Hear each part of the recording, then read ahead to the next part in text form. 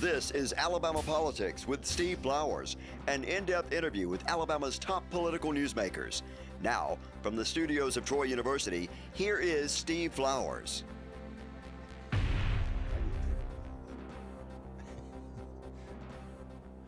I'm Steve Flowers, and welcome to Alabama Politics. Folks, we're fortunate tonight to have as our guest one of the outstanding ladies in Alabama politics, especially Alabama Republican politics, Miss Lindy Blanchard.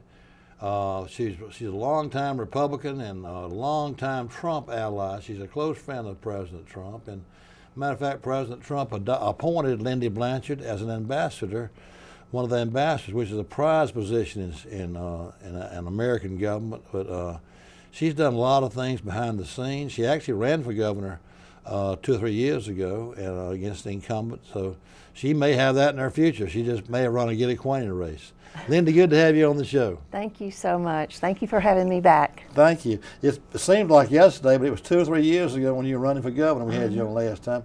Is this your second or third appearance on the show? Second. Second appearance, yeah. When you were running for governor. But I saw Lindy recently at the Republican Women of Montgomery event, and we saw Miss Caroline Dobson, her mother were there, and you and I got talking about. I said, "Well, and then he come back on the show again." We do did. But here we are sitting in Montgomery at the Rosa Parks building in downtown Montgomery.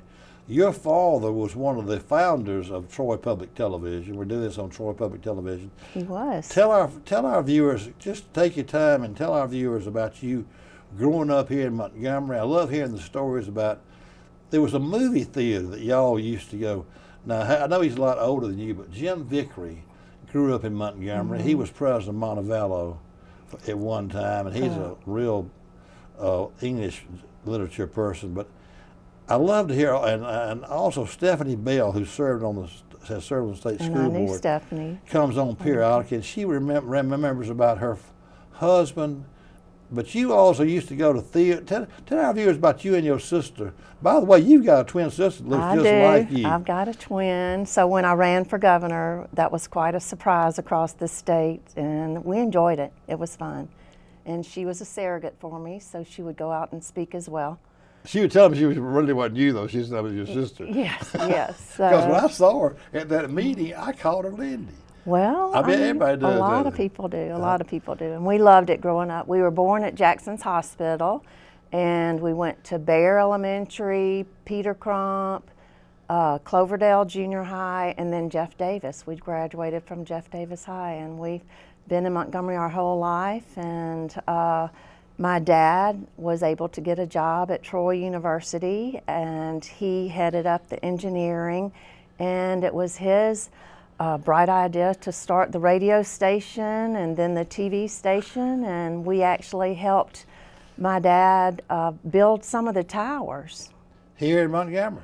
In Troy, really. So we would climb up halfway and hand him parts. Is that right, when y'all little girls? We did. Tell me some of your memories of growing up here in Montgomery. Did y'all, the civil rights stuff was passed by the time y'all were growing up? It had passed. And so really, I just remember enjoying the Capri Theater and hanging out there. And of course, we were cheerleaders and did the football games. Both of y'all were cheerleaders on the same team. And yes, and Mike Livings, you remember Coach Livings? Yeah, he was a legend. Yes, a legend, and we still see Rosemary Livings, and so we're old Montgomery. And my father grew up in the Forest Hills area. And so he grew up here too? He did, and so did my mom. That's how they met. They both grew up in Montgomery, and you and your sister did? Yes, and so my dad went to Lee, and my mom went to Lee, and my dad went to Lanier. That was boy, I tell you what, I'm so old, I remember the rivalry in the 60s when Lee and Lanier, Lindy won everything. The Lee Lanier game was the state championship game for the regular season, and they would just beat the other teams in the state, the other 4A schools, 40-0, and wound up playing for the state championship. Do you remember going as a little girl seeing that? Always. How dominant they were. Always. And they won basketball and football and track, everything. Everything. It was fun. I mean, and that's why we grew up watching it, and then we wanted to be a part and loved it and jumped in on anything we could do when it had to do with cheerleading. So y'all both with you. Maybe like, those are two girls are like little twins out there. Yeah. So we had fun. Now did you? But now didn't you go to Auburn to school though? I did, but later. So I got married early, and I was not able to go to college until I was 28 and got my degree when I was I remember 31. that now. Yeah. So and I got my degree in math and computers, similar to my dad, because my dad was before computers were around, he had all that electronics in our house, and I was mesmerized You loved by it. I loved it. Did your sister love it too? She did not. She did not. She took the other route, and she did things like nursing and real estate. Now you also have been in the real estate business. Has been a success. My husband and I have. We Apartments and things like we that? do. We do apartments across the southeast. Well, you know, I was talking to someone about how much money Marnix Hearsink gave to the University of UAB Medical School. I wrote about Marnix this last week and down in Dothan. He had a very successful medical practice, but he also made a lot of money in the real estate. That's how he made a lot of the money that he gave to UAB in the real estate apartments. Shelby has did a lot in that regard. He did. He had a lot of apartments and things like that. But having said that, we miss old started Shelby. out in Mobile. What's that now? We bought our first apartment In property in Mobile? Mobile, Alabama. We sure did. How'd y'all decide you saw the opportunity? It was an opportunity, and so that was our first area we started in, and now we're all over. Did you the ever Southeast. think you'd be in real estate when you were a little girl or anything? You ever have an interest in You owning know, property? honestly, in everything I've done, it's been a God surprise, like real estate, and then doing our own business, and then from that, running for governor, being an ambassador, and I just have to pinch myself, and with God's blessings. Now, Lindy, you have children, but you also have adopted children, haven't I you? do. I have 8 total. 8 total children? Yes, and we've adopted 5. 5 of the 8? Yes, and we have 3 girls still at home and love it. It's fun. You still have 3 at home? I do. Now, you've moved primarily to Lake Martin now, haven't you? We just made the move, and What do you do about your children going to school? They still go to school in Montgomery? so we drive back and forth to Alabama Christian, and then 2 are in college. One's at AUM, Okay. and one's in Auburn. Okay. Yeah, So you raised those 5 adopted children just like they were your own? of course. You've given them the same, everything the same? Of course, everything. Yes. Do y'all have any grandchildren yet? 1, and that's it. I tell everyone it's like I adopt my grandchildren, what should be my grandchildren, but I love it. I love it. Keeps us young. It does. Now, as far as that, I'd like to go into this thing. How did you first get involved with Trump and Republican politics, and then move into that in your ambassadorship? You know, but when did you first have did Trump bring you into politics and interest in Trump or Republican politics, or what? How did you get involved? So in we always supported Shelby. We were one of his go-to people. Okay. And we always tried to support locally, really never nationally. And then I was working with Congresswoman Kay Granger in D.C. on adoption policies, foster care, and we became friends in that area. And when President Trump ran in 2016, we supported him because he was the type candidate that we felt like nationally we wanted to support for the first time. And Congresswoman approached us after he was elected and asked me if I would come meet with her. And Kay Granger, you're talking about. Congresswoman Kay Granger did, and she asked if I would apply for USAID administrator, not ambassadorship, but that post, because we had worked real well together. She and I both saw the misuse of funds abroad and wanted to really reel it in, and so she asked if I would apply for that position, and I did. And I'm thankful I did, because even though I didn't receive it, I was kept in the line. USD, what is that USD stands for? So it's United States Aid, Foreign Aid Abroad. It's Okay. everything we spend abroad, and it has to do with national security as well. And so it's real important. It's like right now, today they had a discussion about funding more to Ukraine, and so that would go through USAID. So you're still involved with that? They're still doing a lot of stuff with the federal government on advising them on that? Well, so not with this administration, but certainly hopefully with the next one. That's but right. I Now, Lindy, stay in the loop. Go back to Kay Granger. She was a leader in some. She was at the time. She was Ways and Means.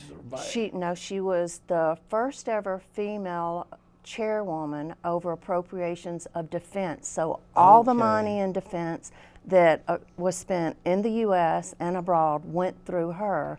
They called her the gatekeeper of the purse strings of defense. And so... What area of Congress did she have representing Texas? Texas, Fort Worth. Fort Worth, and y'all met through, how did y'all meet each other? Just through working. I just heard that she was the congresswoman to go to on adoption policies. And so that's how we met. I asked for a meeting, and we became friends because she really liked working in that area as well. But since she was chairwoman of appropriations, and I knew that Montgomery was in the mix for the F-35s, I begged her to come and see where we would house the F-35s if we were able to get that agreement done.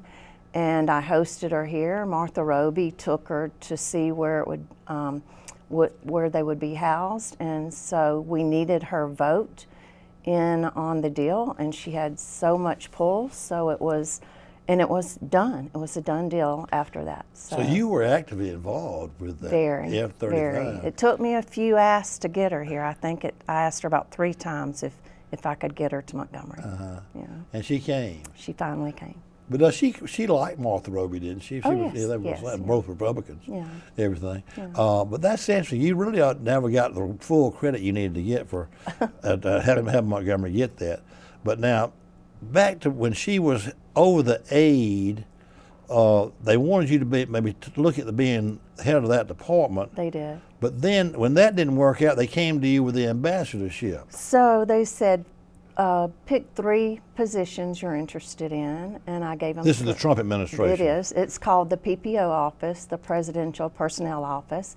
And so I gave them 3 positions that I would be interested in, and one of them was ambassador for Slovenia, the First Lady's country. Slovenia? Yes. That's right, it's the First Lady's home country. Yes. Did you have you met for Melania and all that? Of course. So I had not before I served, but the night before I was to leave to go abroad to live and serve as ambassador, they hosted me for dinner. The president, the first lady, and her parents, since they're from Slovenia as well. Are they living in America now? They are, and her mother passed. Okay. So you had met her parents, and I got to meet them all. They excited about you going to be ambassador for their home country? They were. I hope they were, because I was invited to dinner. So Lindy, yes. did you?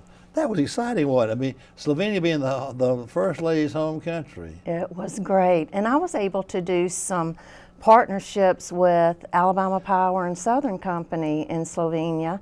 And I worked with Leslie Sanders. And actually, Katie Britt was president of the BCA here. At that time. And so she and Leslie came over, and we worked out some partnerships with areas in Alabama.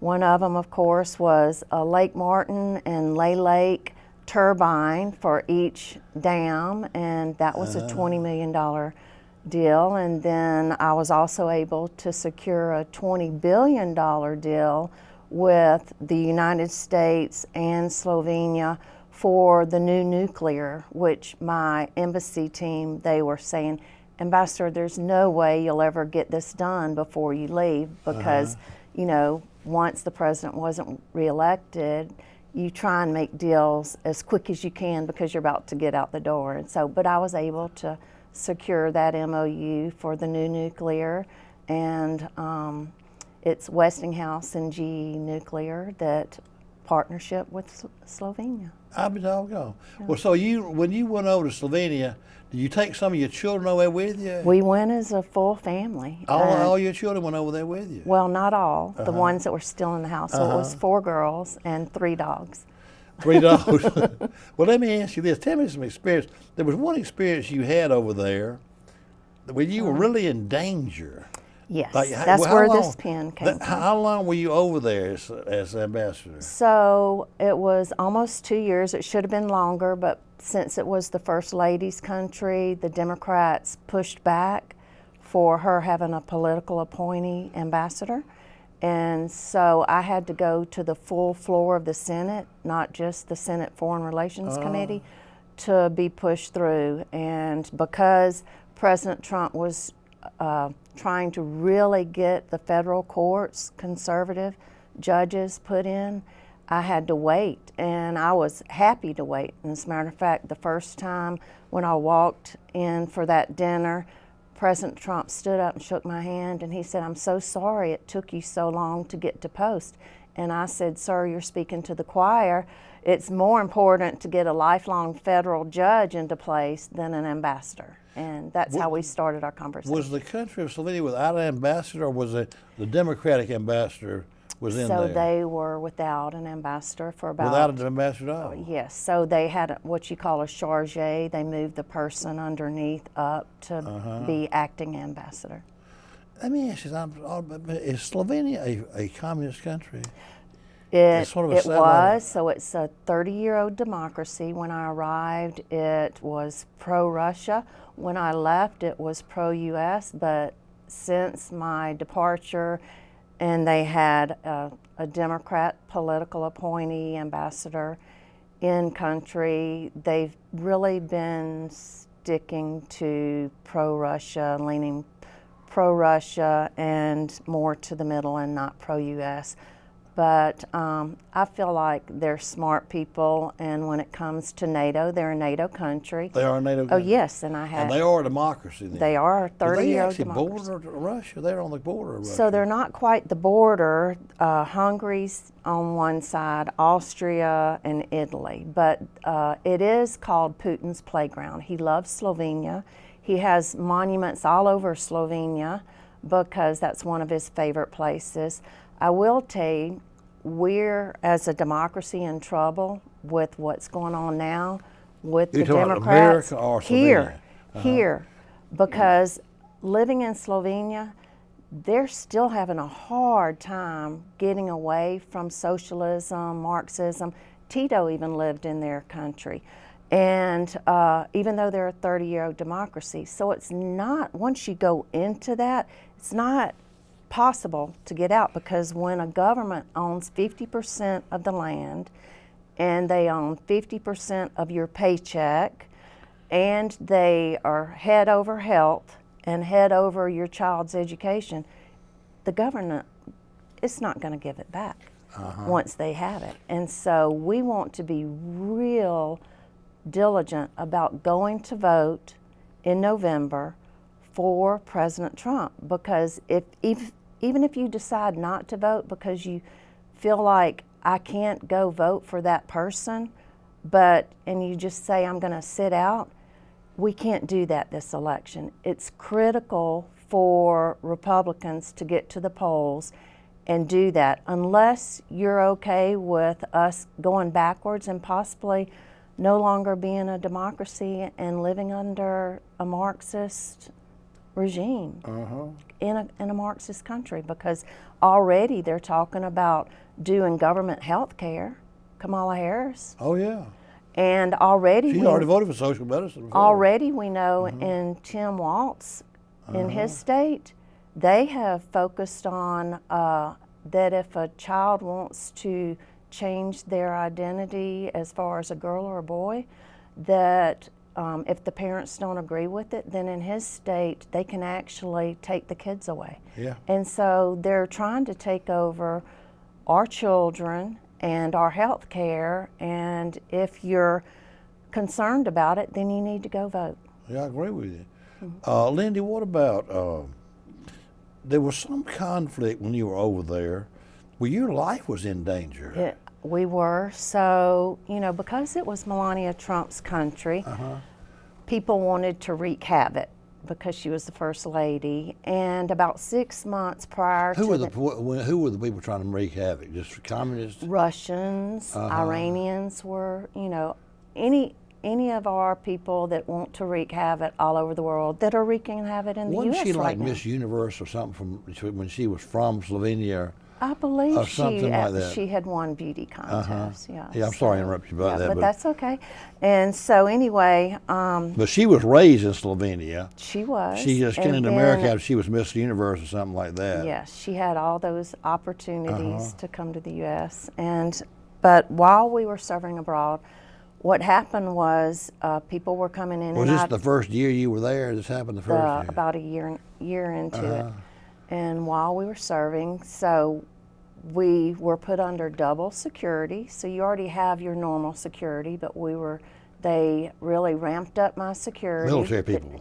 Our team, our security team, and we knew things were going on. And so Secretary Pompeo made that decision to do that.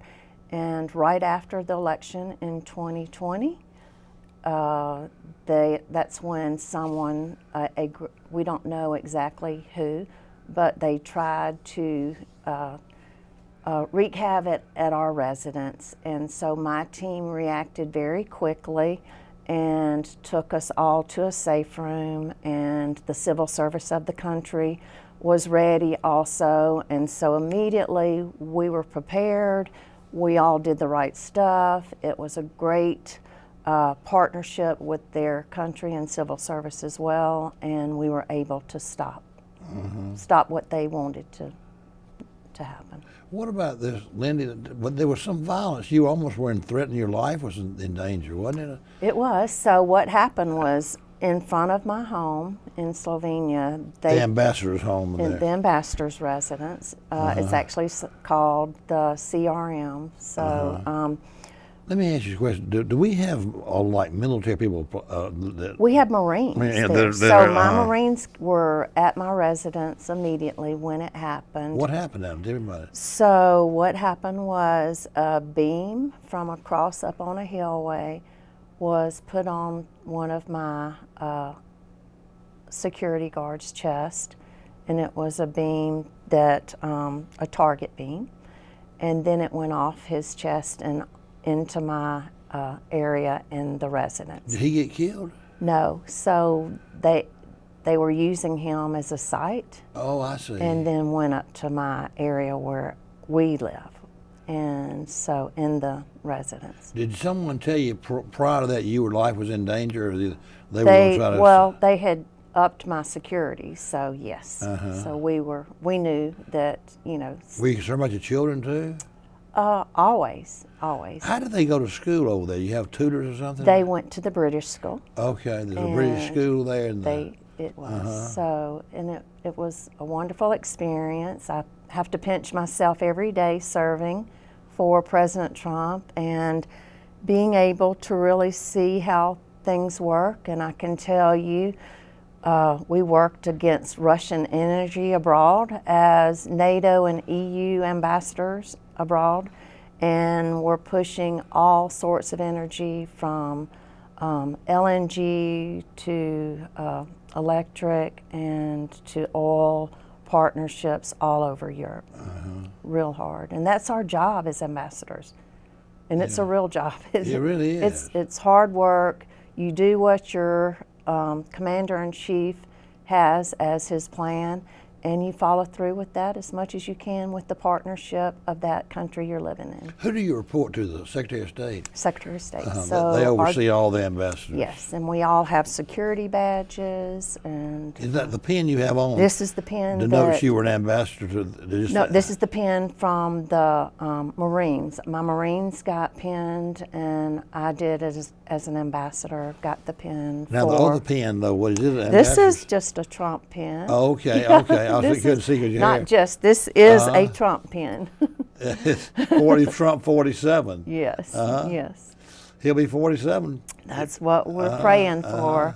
I think all of Alabama that's really interested in moving forward for America First policies. And there never can be anything wrong when you're wanting to put your country first. I can tell you, I've traveled all over the world and everyone else does it, and everyone else protects their borders as well. Boy, that's been a real problem, our border. That has. That's just horrendous. We don't know the repercussions yet. We'll never know for years. We don't. And as a mom that's adopted 5 girls, to know the trafficking that's going on there with these children, and about 330,000 children have gone missing at the border. It's frightening. Are they American children have gone? No, they're the children okay. they're bringing across that they're getting into sex trafficking. How are they getting them across? So supposedly they dope them up and act, the children are supposedly acting like, they're with that person. Okay, I see. Yeah, so it's horrible, and this is what this administration's allowing. It really are. They're opening the door. They're opening the door, and I just pray that people realize that Kamala Harris is not going to shut the door at the border. Why would she change her policies? The only reason now is to be elected, but then after that, she'll go back to what she's always done. The fentanyl thing's a problem too. It is. The fentanyl thing is frightening, and I had a child that died with oxycodone when drugs were first being brought across the border with oxycodone, and so I've experienced the death of a child through that being brought through the border, and so I just hurt for all the parents going through drug addictions and the loss of a child, or even the loss of a child just through drugs.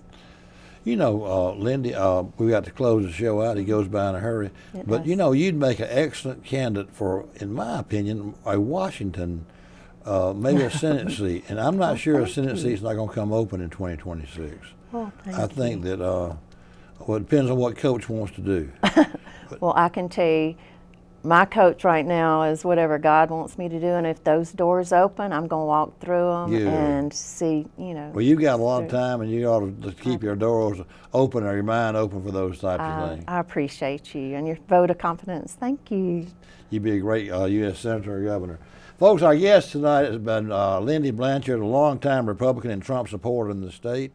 We thank you for taking time to be on our program, and thank you viewers for watching. Hope you tune in again next week for Alabama Politics. Thank you, Lindy. Thank you.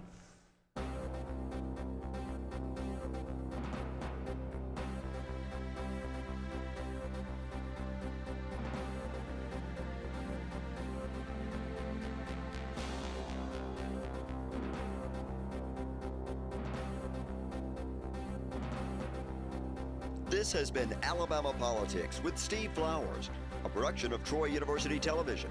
Opinions expressed on this program are not necessarily those of Troy University, its administration, faculty, staff, or students.